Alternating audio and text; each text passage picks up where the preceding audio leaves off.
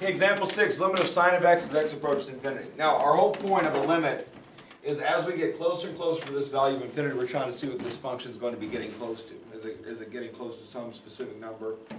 And imagine what sine of x looks like. So if I just tried to graph sine of x. What's the biggest sine of x can be? 1.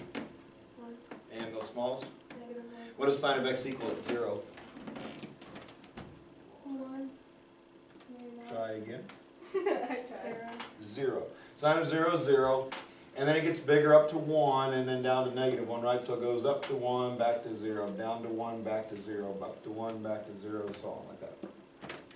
So imagine that graph going on forever. It goes up to 1, down to -1, up to 1, down to -1, 1, -1, 1, -1, so on and so on and so on. So as we get close to infinity over here, what's the graph doing? It's going to go up to 1 and down to? -1 and up to? 1. And down to? -1. And up to? 1. Right? Beating. What's getting close to?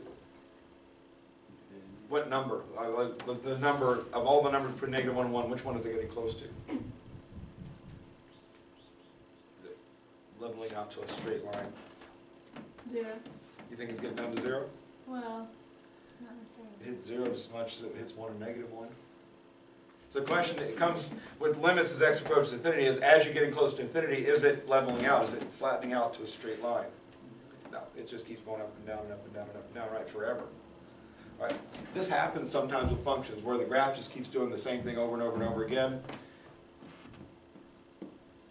Limit does not exist. Okay.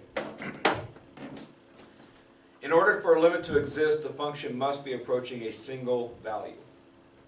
If the graph is oscillating between values and just keeps on going up and down and up and down and up and down and up and down forever, and there's nothing that prevents it from continuing to do that, then you get, it does not exist.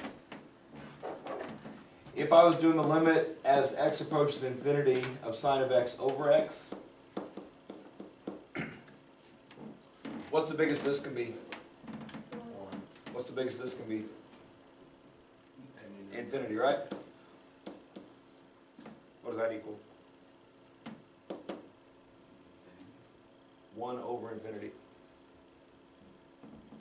Any number over infinity. Indeterminate. Not indeterminate. 0. 0. Oh, yeah.